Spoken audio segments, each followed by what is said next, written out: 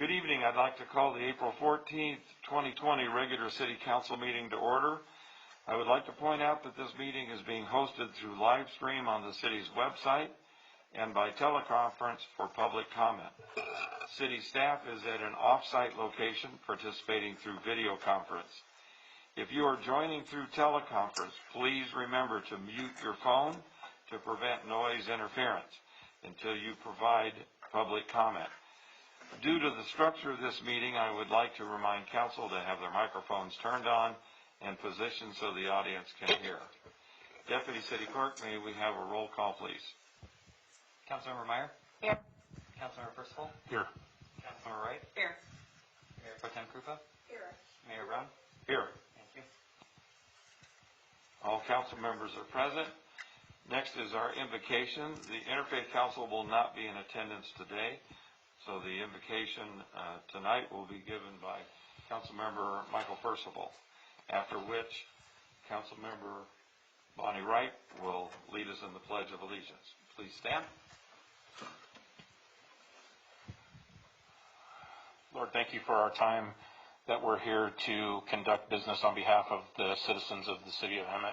I ask that you bless our community, Lord, bless our country, bless our state as we get through this coronavirus, Lord, and we ask that you continue to give our community peace and encouragement that we will get through this and that our community will get back to work. We ask this in your name, Jesus. Amen.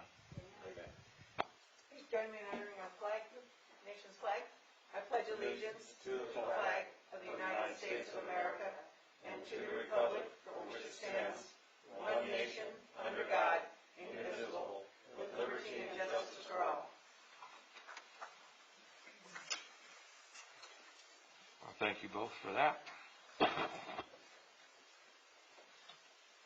We will now move to item 4A, closed session report. City Attorney's Office is participating by teleconference, and Assistant City Attorney Vega, can we get a report out from the 6 p.m. closed session?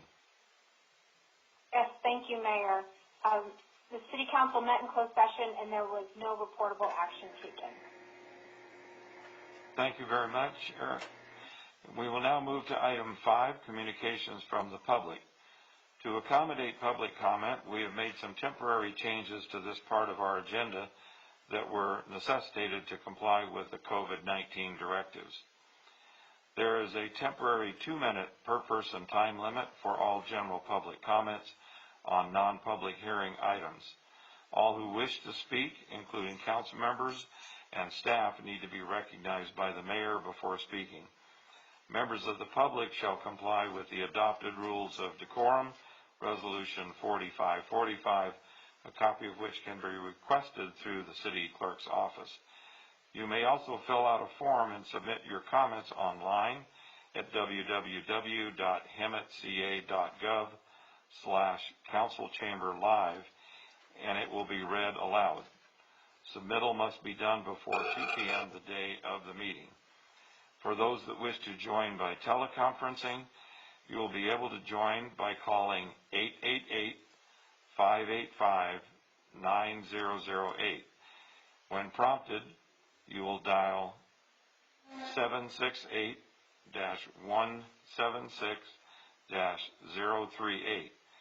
You will be asked for your name prior to speaking. And as a reminder, if you're joining by teleconference, please mute your telephone to prevent noise interference until you are given time to provide your public comment. We ask that you please state your name and item that you are commenting on before speaking. After the conclusion of communications from the public and the public hearing item, the public teleconference line will be deactivated. Public is encouraged to watch the live stream at hemetca.gov/councilchamberlive. Again, that is hemetca.gov/councilchamberlive. So moving on to item 5A, public comments for items listed on the agenda. Mayor, I would like to make a motion to add a critical item to our agenda before we move forward on the public comment. We have a possible violation of Resolution Bill 16-103 that is dated December 13th, 2016. And I can maybe send it to Mr. Clay and he can email it to everybody if you want, but this is an item that was passed by the City Council. Okay, would you mind repeating that section? Yeah, it is Resolution Bill 16-103. And it was dated December 13th, 2016. I think this needs to be talked about so that we can prevent any violation, but Okay. Would you be so kind as to summarize what that resolution is? the staff report is 4 pages and they're all critical items, but the particular item that I'm referring to is the critical fire response to residents of East Hemet. As identified by the City Council and the community, Hemet Fire Department will immediately reestablish an engine company at Fire Station 5. In addition to the current firefighters, engineering, staff, squad type vehicle, Engine 5 will include 3 fire captains, and it goes on about the entire operation here, but there's police items, there's fire items, and during this time Okay. of a public health crisis, we probably shouldn't be violating our own resolutions, especially when it comes to public safety. May I ask our city attorney, did you get the resolution 16-103 that Councilmember Meyer was referring to? Erica? Sorry, my line was on mute. I don't believe I have a copy of it handy. However, if it pleases the council to add an item to the agenda, the Brown Act does allow that if a majority of the City Council determines that an emergency situation exists. So that can be done, even though it's not on the published agenda, but you would have to find that an emergency situation exists that warrants adding it to the agenda.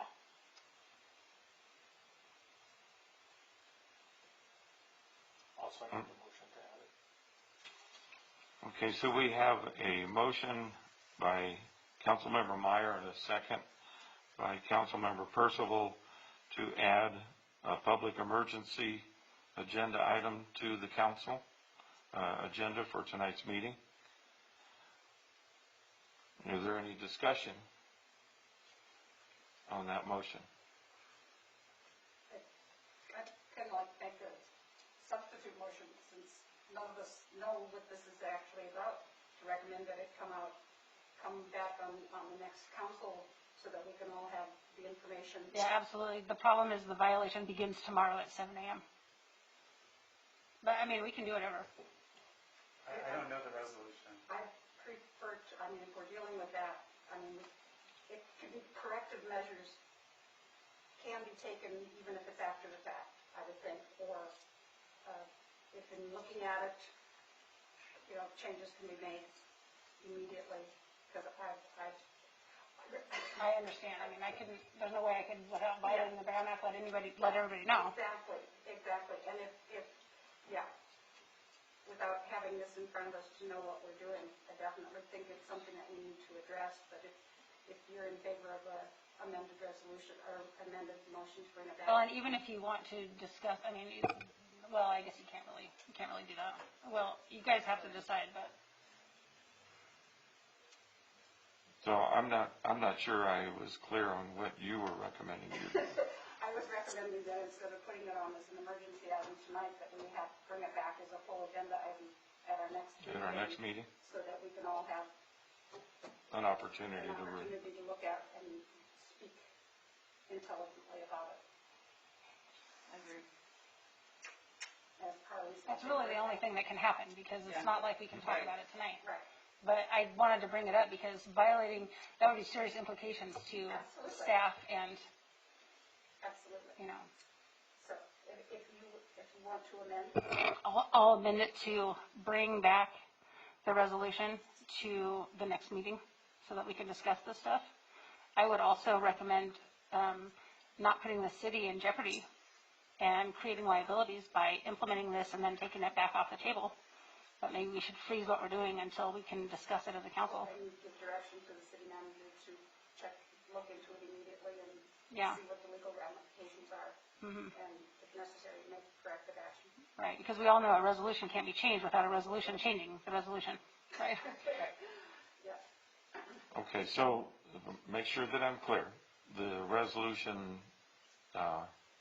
or the motion is to put this item on our next regular city council meeting. Yes. And I would, if I may, Go ahead. to direct the city manager to look at this tomorrow or as soon as possible, to see if indeed we would be in violation of anything, and then take corrective action as it would be, and consult with legal. And Carly, I don't want to put words in your mouth, but I think the city manager needs to look at it and then make that determination with legal immediately, Right. which is Right. what you're trying to do. And then we can come back and discuss that in our meeting. Okay, Michael, you made the second. Are you okay with the amended motion? Okay. So we have a motion and a second. Shall we have a roll call vote, please? Councilmember Meyer, Yes. Councilmember Percival, Yes. Councilmember Wright, Yes. Mayor Pro Tem Krupa, Yes. Mayor Brown. Yes. That motion passes unanimously. Okay. I gotta find where I was here. At the conclusion of communications from the public and the public hearing item, the public teleconference line will be deactivated. Public is encouraged to watch live stream at hemetca.gov/councilchamberlive. So item 5A is public comments for items listed on the agenda, consent, and discussion items. Deputy City Clerk, are there any e-comments submitted to be read aloud for consent calendar or discussion items? No, Mayor Brown, there were no electronic public comments submitted for items listed on the agenda. Okay. Are there any members of the public participating through teleconference that would like to comment on any consent calendar or discussion item?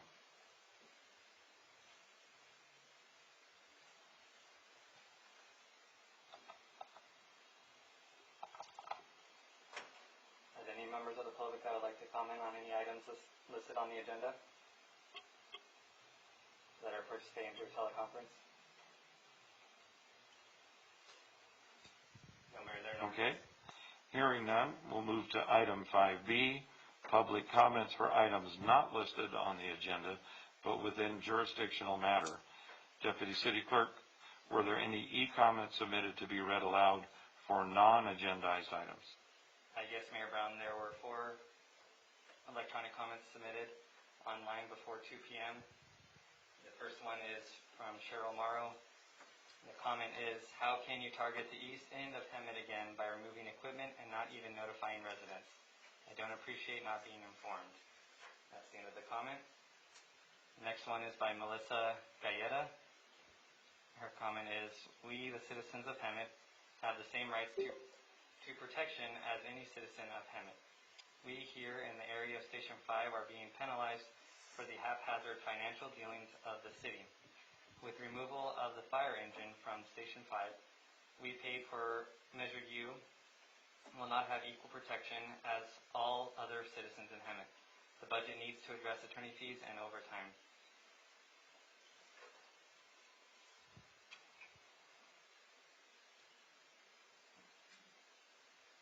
It says that you as our city leaders have the responsibility to protect the citizens of the city.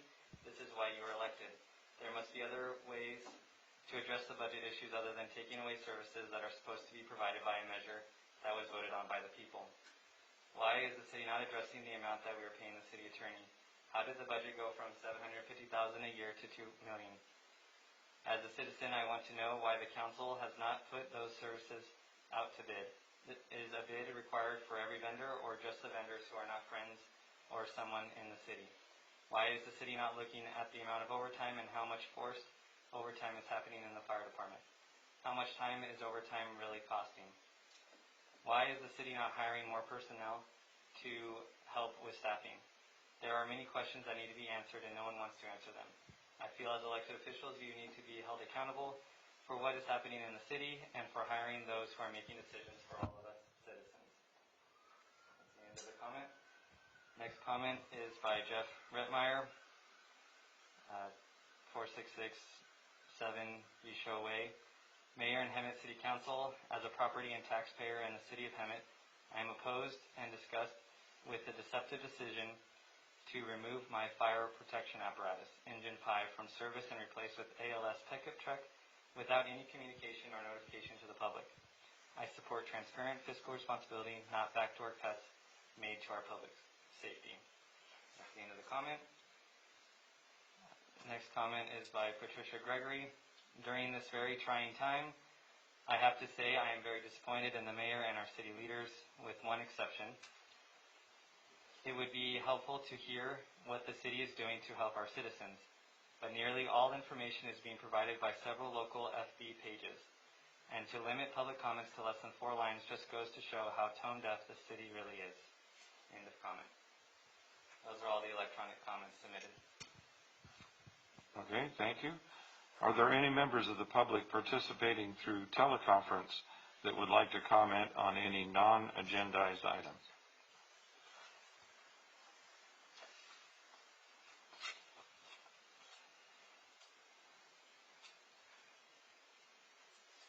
Hearing none, I'll move on to item 6, public hearing.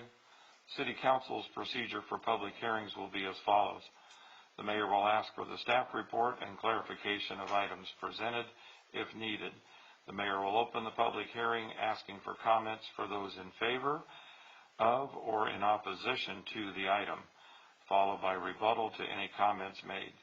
The mayor will then close the public hearing and ask the city manager to respond to any questions raised by the public. The public will not have the opportunity to respond.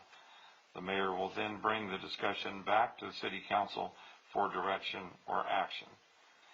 So we have item 6A, which is an ordinance adding section 90-83, parentheses, detention facility, and amending sections 90-312, D1, single family residential, 90-383, C5, multiple family residential, and 90-893, C2 commercial, and section 90-1043, F as in Frank, 4, manufacturing of chapter 90, which is zoning.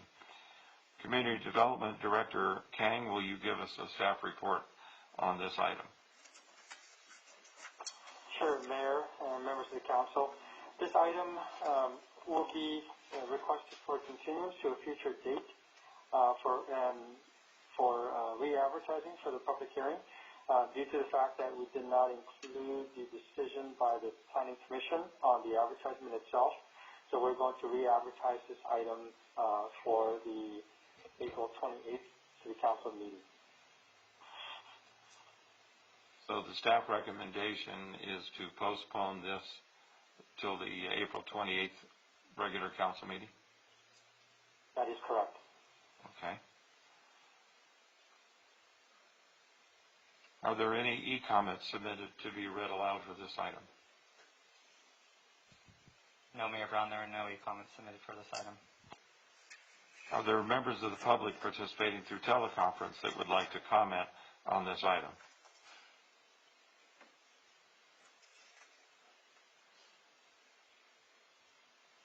Okay. Hearing none, I'll now close the public hearing. And do any members of the council have comments or questions on the staff recommendation? My only question would be, do we have to actually vote on this, or is it just that? Yes, so Erica, are you on the line? Yes, I'm here. So the staff recommendation is to continue to a future date and re-advertise the public hearing. What is required of the council for this action? don't have to take any action. It's only on the agenda because the hearing notice did go out. So in the event that somebody did want to speak on the matter, you don't have to vote to continue it or anything like that. It'll automatically be rescheduled after the notice is republished. Thank you. Okay, thank you, Erica. All right, well, moving on to item 7. We have item 7A, which is the investment portfolio as of February 2020. We have a recommendation to receive and file. And item 7B, warrant register, also recommendation to receive and file. May I have a motion to receive and file these items? I'll move to receive and file. Second. Okay, I have a motion by Mike Percival and a second by Bonnie Wright. We have a roll call vote, please. Councilmember Meyer, Yes. Councilmember Percival, Yes. Councilmember Wright, Yes. Mayor Pro Tem Krupa, Yes. Mayor Brown. Yes, that passes unanimously.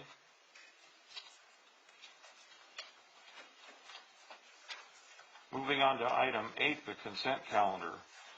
All consent calendar items will be acted upon by a single action of the City Council unless otherwise requested by an individual council member for separate consideration. Are there any members of council that would like to pull an item from the consent calendar for separate consideration? I would like to pull item 8E, as in Edward. And I'd pull item 8C, as in cat. Is that what it is? I don't know. Charlie. Charlie. I want to pull 8E. 8E?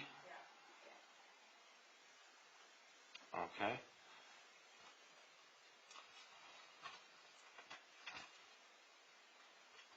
Okay, so I'll entertain a motion that we approve item 8A, 8B, and 8D on the consent calendar.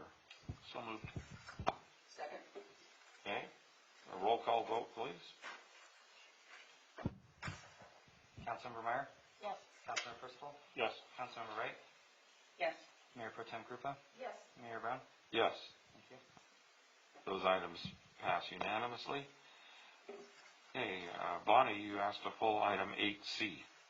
More like a comment, I'd just like to thank Janice Swallow for agreeing, or at least putting in her application for the Public Library Board of Trustee. I'm very happy to appoint her to that position. I understand that Ms. Swallow does a lot of work within the community and will be an absolute asset to that board. So thank you for serving on this committee. And I certainly concur with that. Good. Any other comments on item 8C? Hearing none. I'll Make a entertain motion to approve. Okay, I have a motion to approve 8C Second. and a second by Carly. Roll call vote, please. Councilmember Meyer, Yes. Councilmember Percival, Yes. Councilmember Wright, Yes. Mayor Pro Tem Krupa, Yes. Mayor Brown. Yes, Thank you. and that item passes unanimously. And item 8E, Linda and Carly wanted to pull that one. I understand the need to conserve money and probably improve the operation of sending out the billing notices or utility bills. My comment is that we have, as a city, have utilized Exceed for many, many, many years. They are a nonprofit that works well in the community, provides services to their clients for jobs throughout the city and actually throughout Riverside County. And I would just ask that we keep an open mind to whatever types of services maybe we could contract with them in the future. I know they rely on businesses to keep their clients employed, and they really do a great service for the community in general. So I have reading that I have lot of heartburn about not renewing the contract with Exceed, and I understand the entire implication and the plan and everything going forward. But just if we could bear in mind services that we can contract with Exceed to do, because they really are beneficial to our community and to a clientele group that is absolutely special. That's all. Carter? I'll have to agree with the things that Linda was saying. I know that many of us have worked with that group, and it's great to see them participate. I see them walking to work when I take the kids to school, and they are very dedicated folks. Another question, and I think this might be one of our first cooperative agreements that we've had brought to us, and so it seems so strange, like getting an RFQ from another place. So if that place decides to change their contract, then that just we piggyback with that? I thought that was kind of San Diego, I don't know how to say that. Water District? San Diego. Yes. I think that's a question for legal. What were to happen if the situation that Councilmember Meyer described were to happen? Yes, so the cooperative purchase agreement is still a standalone agreement between Hemet and InfoSend. So they would not be allowed to unilaterally change the terms and conditions of the agreement between InfoSend and the city, regardless of what they may be doing with other agencies that they have contracts with. And well, the reason I asked this is because our purchase agreement is essentially like 1.5 pages, and theirs is 10, and so theirs has all the detail, and ours is just the piggyback. So you see why I have a question? That's correct, but it incorporates it as it exists today. So any future amendments to that agreement would not automatically be incorporated into Hemet's agreement. You would have to execute an amendment between the agreement between Hemet and InfoSend to incorporate that in the future. So where does that say that in here? Because I missed it. Well, that's sort of a general contract law. We would have to expressly state in the contract that future amendments to the agreement between the San Diego Water District and InfoSend are incorporated by reference into the city, and it doesn't say that, which means that the terms as they exist today are what's being approved. But if you would like to add a provision that expressly addresses this concern of yours, I'm happy to do that. We can easily add a 5th section to the agreement, just expressly stating that any future amendments to the agreement between the San Diego Water District and InfoSend are not automatically incorporated into this, and any future amendments must be expressly approved by the city. Okay, because in their term of agreement, they have 2 times that they can come back and change things. And so if we're adopting this as ours, I'm just saying that we often leave loopholes. No, you're right. We leave loopholes, You're absolutely right. huge loopholes all the time. Yeah, I think it would be in our best interest to include a statement that, like you suggested, Erica, Okay? that takes out any ambiguity. Well, and the whole cooperative purchase agreement is great, this page, and then it says everything that she said, and it refers to their document. So none of it is actually the city of Hemet will pay this amount. And so I'm really uncomfortable with the way that this is, and like I said, this is our first one of these cooperative agreements, but I feel like there is a lot of tightening up to do. I mean, they've got covenants against contingent fees, ownership of documents, and we just said, yeah, all that.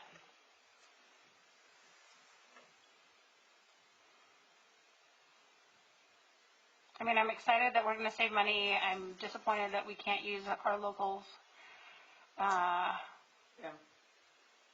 Would it be okay to just buy a new printer? Because I saw the printer comment that we had to go look for parts for a printer that's old. But I get it that we're trying to save money. But I just don't want to leave loopholes, and we are good at that.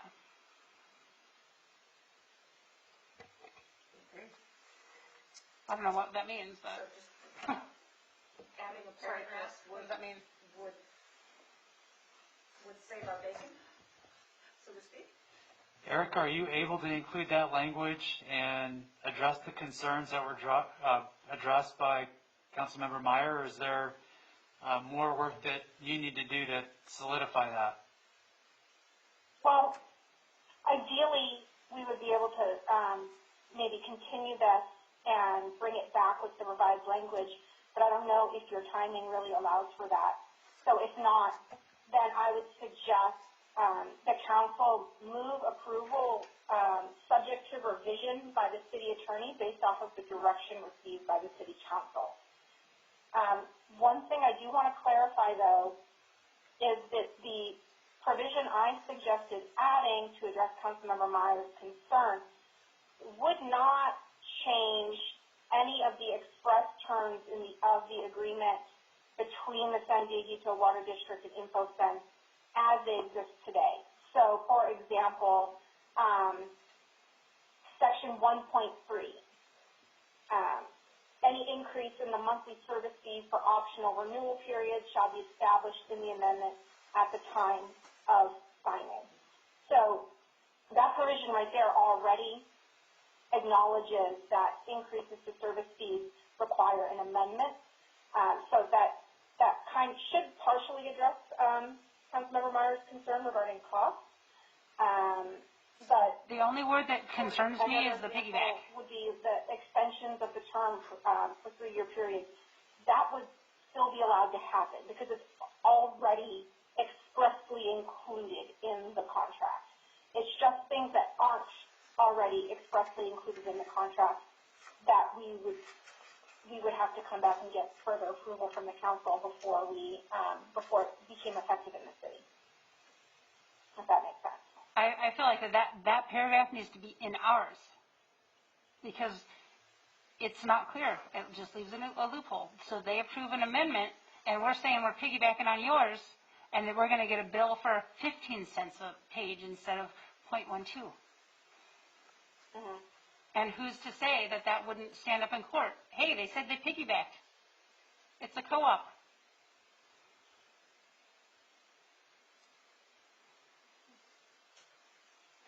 So are you comfortable with the section 1.4 about their service fees adjusting once every 12 months to account for the increases in cost of materials, labor, and overhead?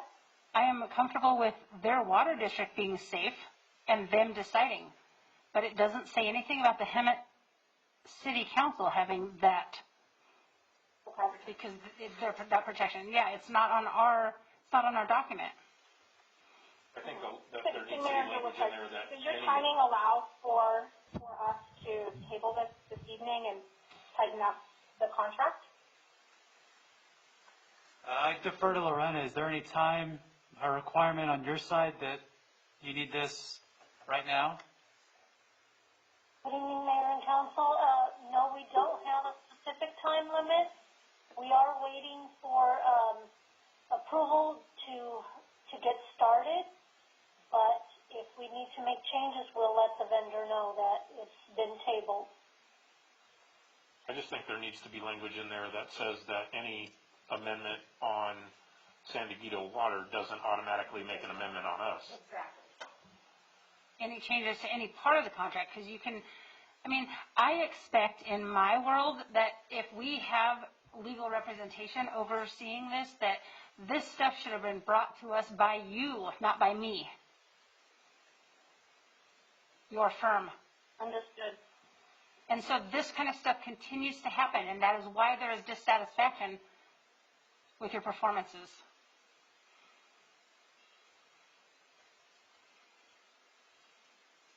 Well, I'm sensing that there's a desire, and the staff has said that there's not a time constraint on this, so I'm sensing that we have a desire to table this and bring it back with some tightening up of aspects of the agreement that best represents the City of Hemet's interest. Is that a reasonable summation? Yeah, I would say so, yes. Okay. Would somebody like to make a motion to that effect? move that we table this and bring this back with more legal clarification and protection for the city of Hemet. Okay, I have a motion by Councilmember Meyer to table. Second. And a second by Councilmember Percival. Roll call vote, please. Councilmember Meyer? Yes. Councilmember Percival? Yes. Councilmember Wright? Yes. Mayor Pro Tem Krupa? Yes. Mayor Brown? Yes. Thank you. The motion to table passes unanimously. And I would like to express my appreciation to the staff for bringing forward the concept of doing something differently that could potentially result in a substantial cost saving. So hopefully we'll get this all worked out and visit it again next time. Okay, moving on to item 9A, discussion action items. We have City Engineer Lariso is going to give us a staff report on an amended and restated cooperative agreement with the City of Hemet, City of San Jacinto, and Riverside County Flood Control and Water Conservation District. I think Steve's on the call. Are you there, Steve? Yes, I am. Can you hear me okay? Yeah, can you talk louder? Okay. I'll do something different. Hold on. Sorry about that. Can you put the speaker Okay. Is that any better? Yes. Okay, great. Sorry about that. Okay, Mayor, members of the council, this is actually a very positive thing in all of the time that we, of late, don't have so many great things. This particular project is something that's been in the works for a number of years.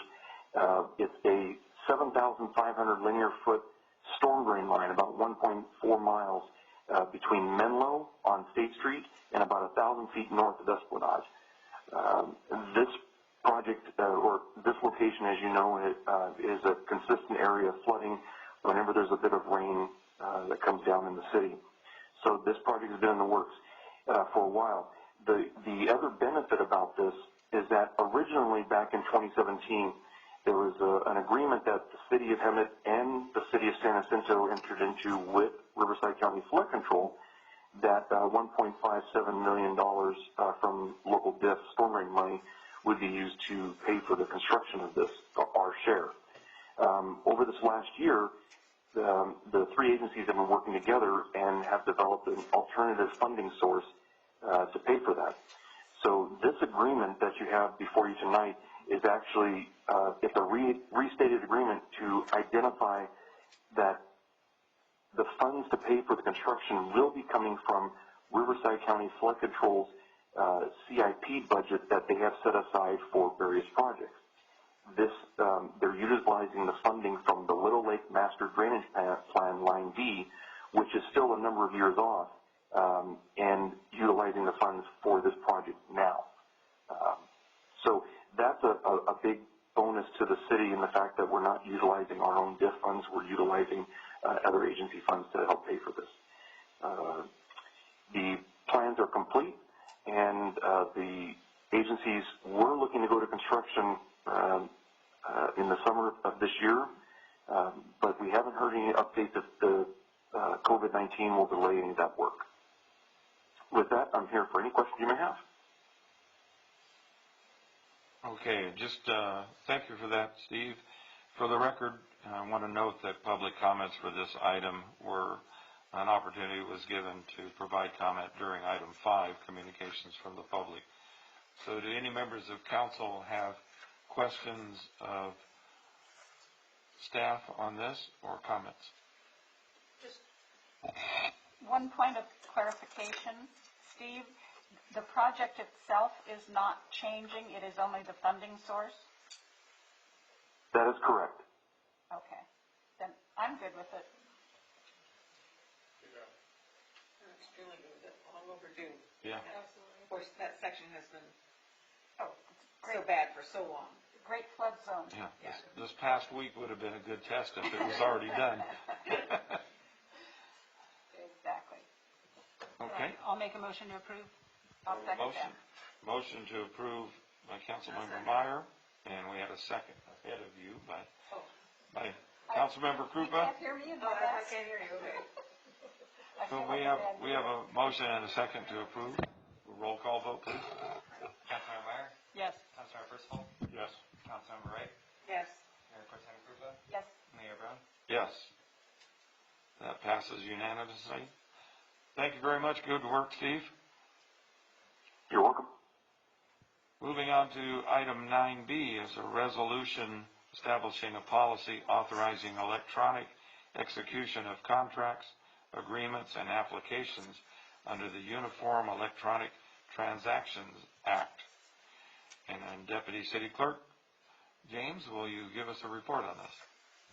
Honorable Mayor and members of the City Council, this item is a resolution that will establish a policy authorizing the city to enter into contracts, agreements, and allow applications to be submitted electronically.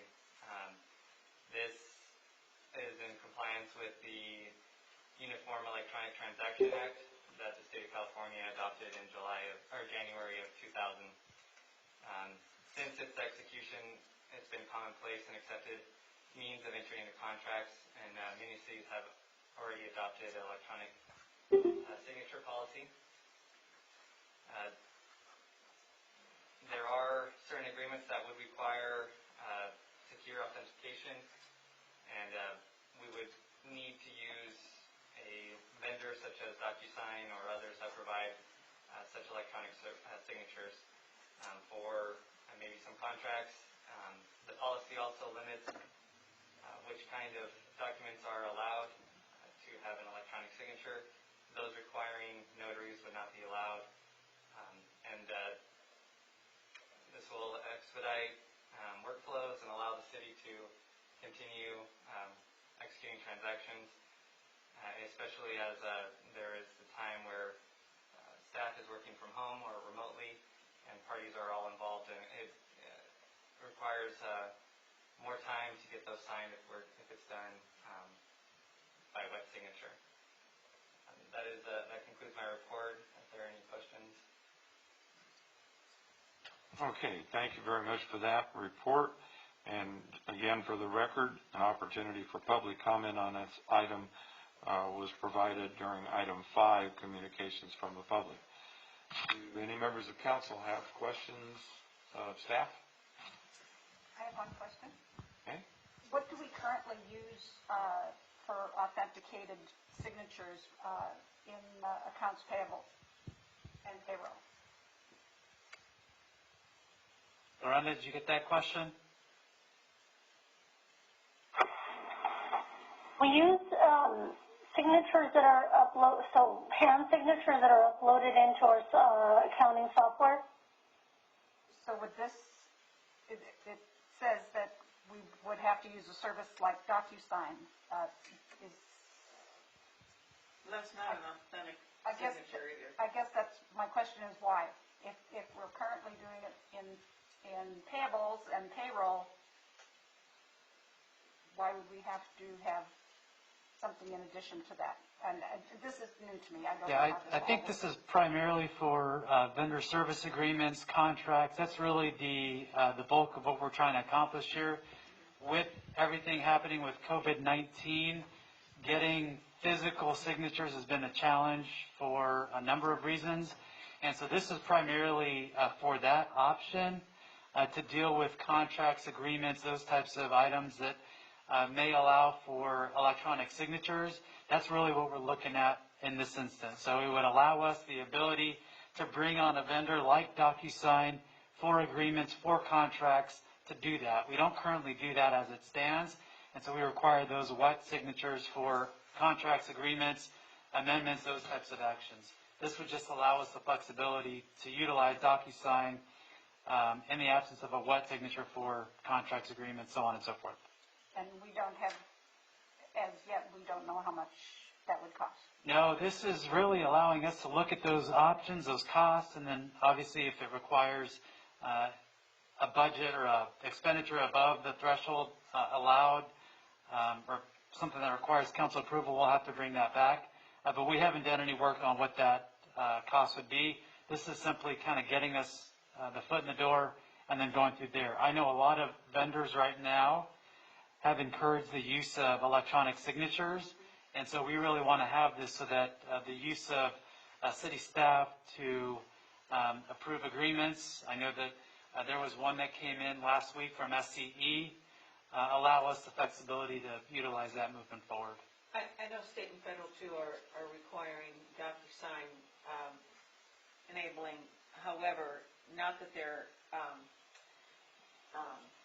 making it expressing that as the only way, but they do indicate that anything other such as regular signature will delay the process by weeks. And so it's something that we utilize the district a lot, but we never use it for an agreement. This item in particular is similar to the item that we continued for a future discussion. We're really looking at expediting our processes. If we don't need a wet signature for these instances, we really want to kind of get ourselves into the 21st century and really allow this opportunity to happen in our city. That's really what we're looking at. We want to kind of get on board with the technological. Well, and I think that that's consistent with the direction from council that we look at more user-friendly service capabilities.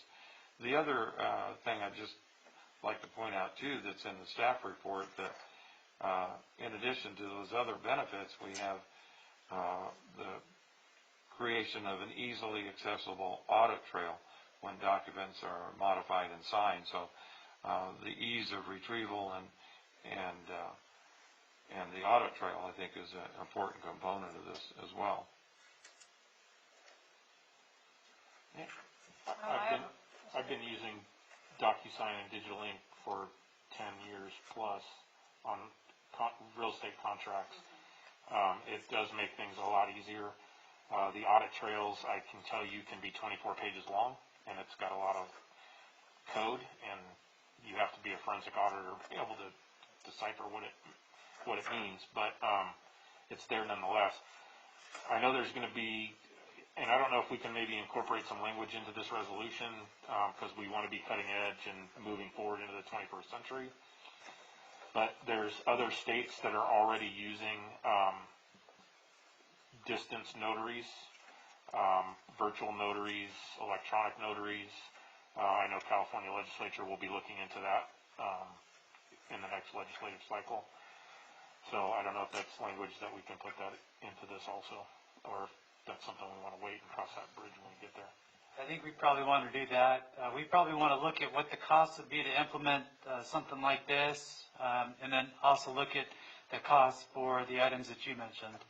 We really want to, in the current environment that we're in, we really want to just make it easier to execute contracts and agreements for the immediate need that we have now. So that comes with my question. On the bottom of the staff report on the fiscal impact, it has no fiscal impact right now, and it says staff will explore costs and other further options. So that would be like the pin pads and that's the DocuSign. That's other systems that would essentially be utilized to like coming into City Hall. But right now, you were just talking about they can sign it and send it. Well, we're talking about specifically, let's use the contract agreement example.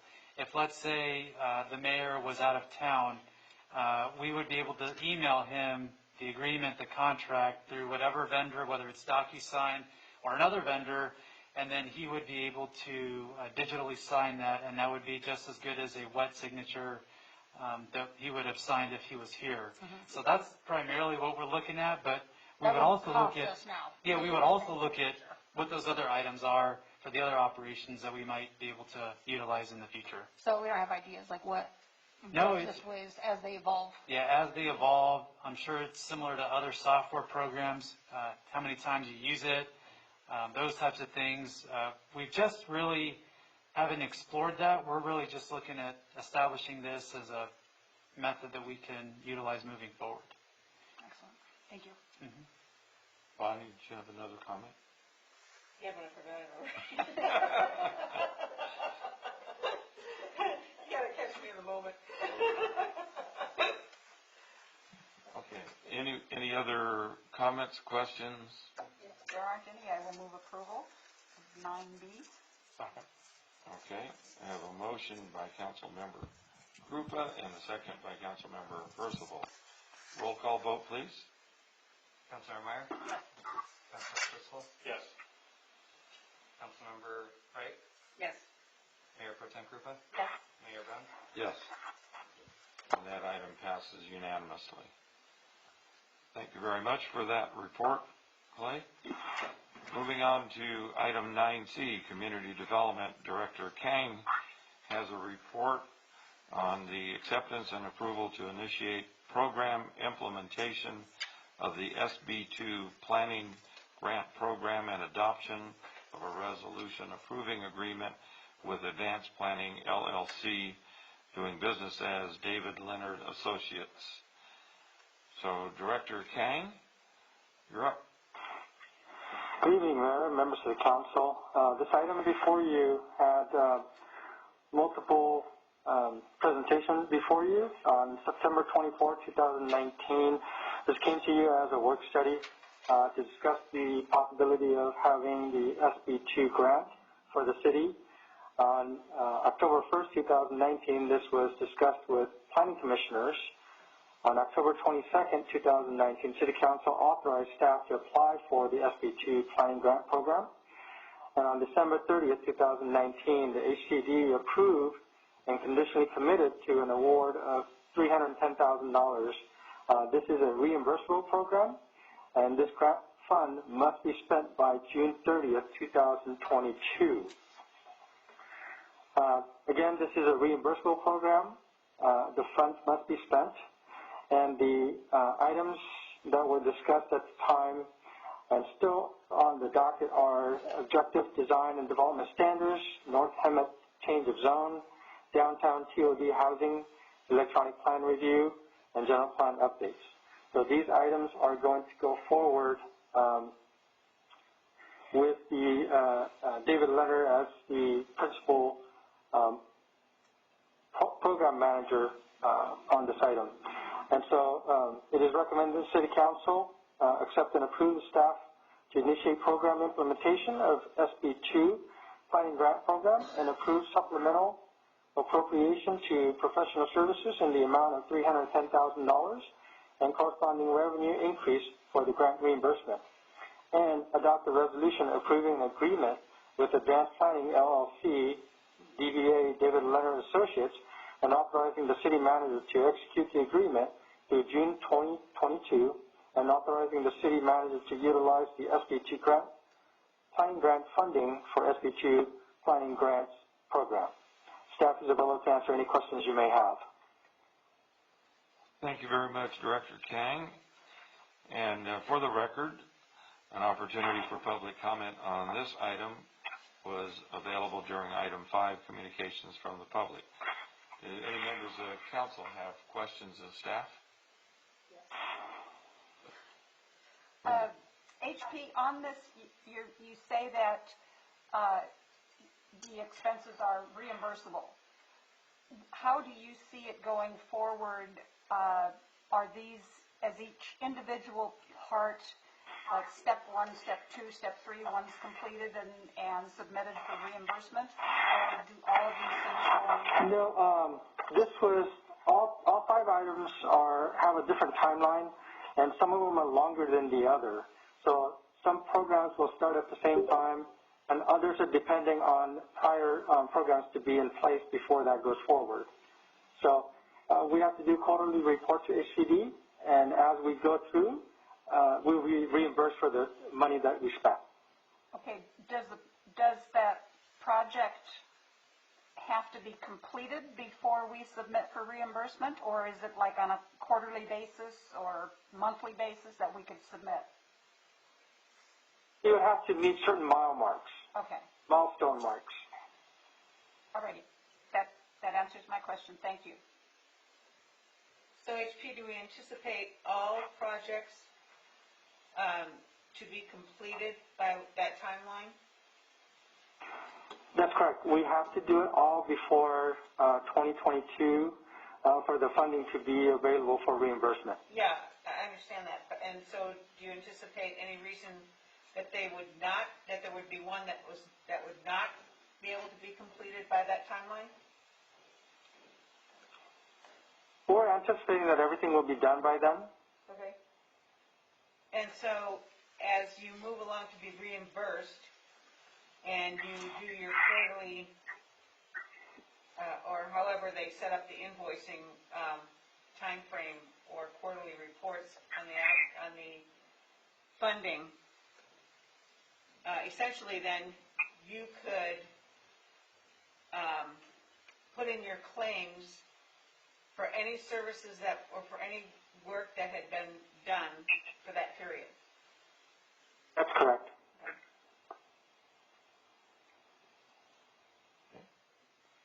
Any other questions from staff? Staff? Okay.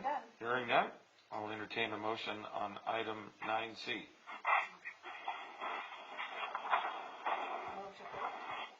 A motion to approve by Councilmember Wright. Second. And a second by Councilmember Meyer. Roll call vote, please. Councilmember Meyer? Yes. Councilmember Crystal? Yes. Councilmember Wright? Yes. Mayor Pro Tem Krupa? Yes. Mayor Brown? Yes, that motion passes unanimously. Thank you, HP. Welcome. Moving on to item 9D, 2019 California Building Code Update Comparison. A recommendation is to discuss the updates and changes from the 2019 California Building Code update and provide direction to staff to either make amendments or to maintain the adopted code updates effective January 1, 2020. Community Development Director and Building Official Rhett Meyer, will you provide the report? Good evening. Welcome, Sarah. Thank you. As you might remember, back in October and November of 2019, we brought forward to the 2019 California Code update. Problem. And at that time, you asked us to bring back a side-by-side comparison of all the changes that we made, comparing what the existing or the model code was and how we had revised and adopted it. So we do have a slideshow of all the items that we did update, so we can go through one by one, or if you want to just call out certain items you want to discuss, you can go to those pages so we can all see them together. So. Council, would your preference?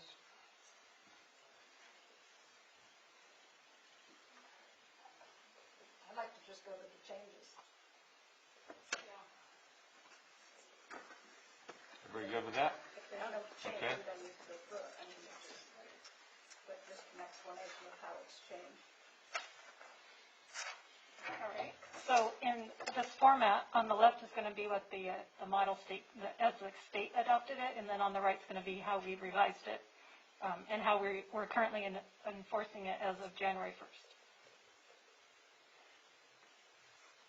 So these first two are quite simple. The first is just inserting our jurisdiction, the city of Hemet, and then the second, there's several appendices in the code, and they're not enforceable unless we specifically adopt them, and we adopt 5 of them, C, F, G, I, and J. Did you have any questions? You want me to just keep moving?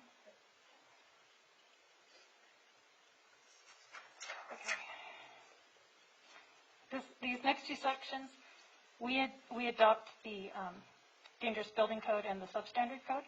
We don't enforce the International Property Maintenance Code, so those are removed from the code.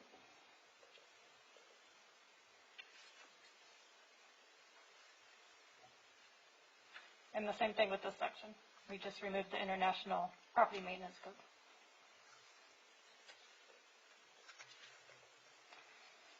All right, so this section is where we talk about the items that are exempt from building permit.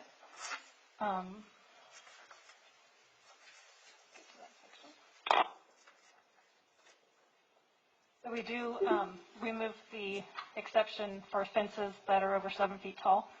Currently in commercial